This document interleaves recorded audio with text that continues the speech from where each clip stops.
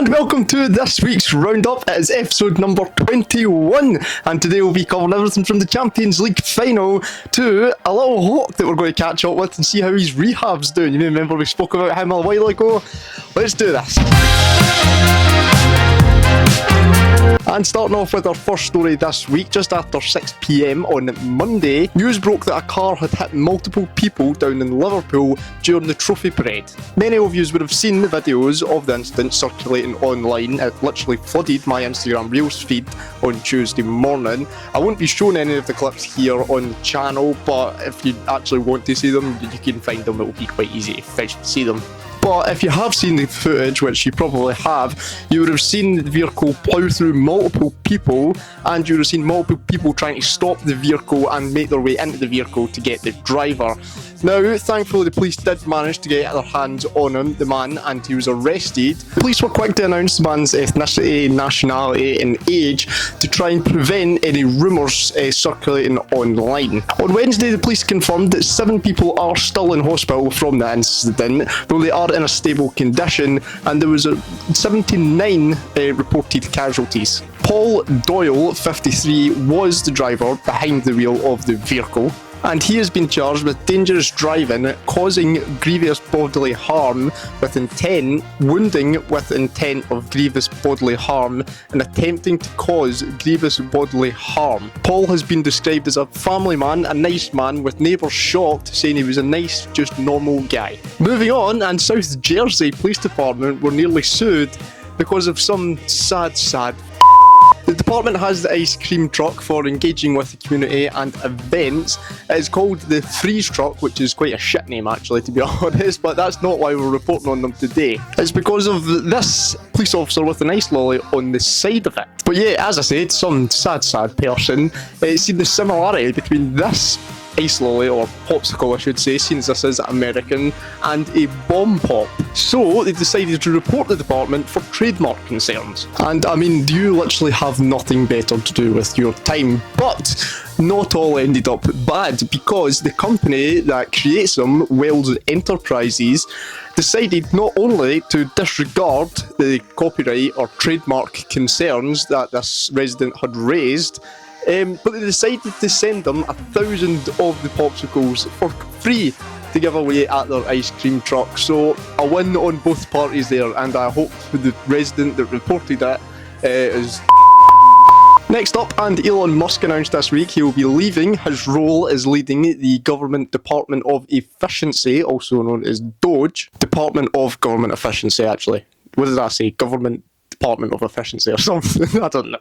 And that's because he was appointed a special government employee, which means he was restricted to 130 days of service a year. He did thank Donald Trump for the opportunity and says that he's more than confident that the department will continue to grow. And on that, Elon Musk also got a black eye off his 5-year-old kid this week.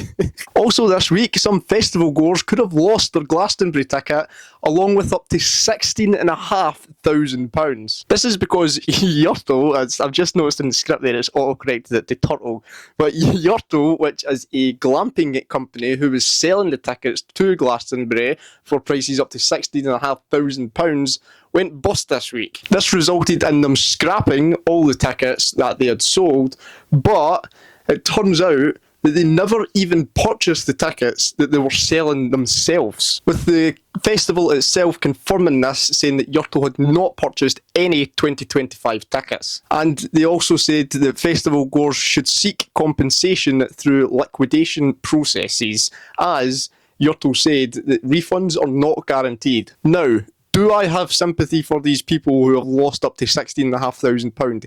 Yes, it's a terrible situation to be in.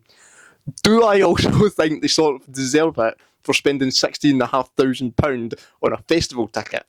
Yes, but each to their own, I guess. And on the topic of festivals, it was announced this week that Kneecap, who we've been speaking about the past couple of weeks, have been axed from the Transmit lineup this July due to safety concerns.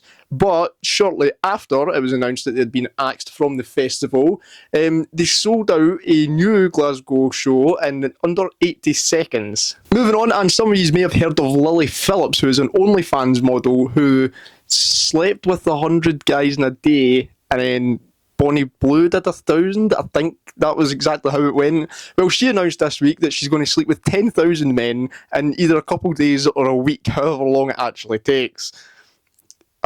Honestly. I mean, what the actual is the point in this? And that's what I've said. I mean, listen, see, at the end of the day, if these women want to do OnlyFans, it's what they want to do as a job, then, fair enough. I've got nothing against them doing it. They can go and do it. My problem with OnlyFans is the men, and it is men, that sit there and pay thousands, sometimes even like tens of thousands of pounds for them to do, a video just for them and that. What the fuck are you doing? Like, stop spending money on this, because these women don't become millionaires from £10 monthly subscriptions or whatever they charge. I mean, go and buy your family gifts, give it in charity. I really hope you don't have children if you're sitting there spending tens of thousands on porn, but if you do, go and spend it on your children. Why? You can get it for free on the internet. I just don't understand it. Please stop. Also this week, 2 parents have been charged with child endangerment after their prank went viral on social media, which included their 2 children in the back of a pickup truck full of Orbeez while they were driving on the road. They filled up the back of the pickup truck with around 1 million Orbeez and then put their 2 children in the back of it and then went driving. And at points you can actually see the children nearly flying out the back of the pickup truck. Now, thankfully, no one was injured during this stunt, or prank as they like to call it. But it doesn't stop there, because, where would they dispose of these million Orbeez? Did you, scoop them up, put them in the bin, even bury them in their back garden, put them into a skip? Nope, they decided to dump them out on the road, causing a massive clean-up operation and storm drains to get blocked. But I mean, at least I know now, if this channel starts hitting a dying death, I'll just find 2 kids, put them in the back of a moving vehicle, put it online, and the views just start flowing in. Idiots. Moving on to the sporting section of this week, and during the week, Chelsea lifted the Conference League trophy after defeating Real Betis 4-1 in the final. And it also means, for the first time in history, 5 different English Premier League teams have won a trophy. Also this week, Man United played Asin All-Stars, I think that's how you pronounce it, who have only ever played 2 games in their history. So a nice, easy game for Man United. Never mind. And it was Champions League final night last night, which gave me a mild hangover, but we battle through. Where we've seen PSG thrash Inter Milan 5-0. It was 19-year-old Mayulu that rounded it off with the 5th goal. And I mean, I don't even know what I was doing at 19. Definitely not playing in Champions League finals anyway.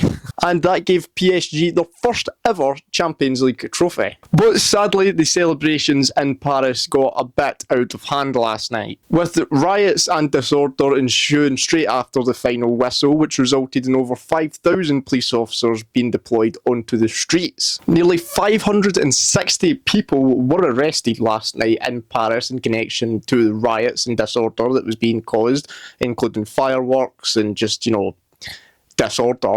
But sadly, 2 people did lose their life, one being a 17-year-old boy who was stabbed during the celebrations, and the other one being a man who was hit with a vehicle while on a scooter. The Darts Premier League was also rounded up this week on Thursday, where we've seen that Luke Littler faced Luke Humphries once again. This time though, it went in the favour of Humphries, beating Littler 11-8, and meaning Humphries joins a group of only 4 darts players to ever receive a triple crown. The other 3 being Michael van Gerwen, Phil Taylor and Gary Anderson. And final bit of sports news this week, it's going to be F1. We can't go a week without talking about F1, and it is the Spanish Grand Prix this week.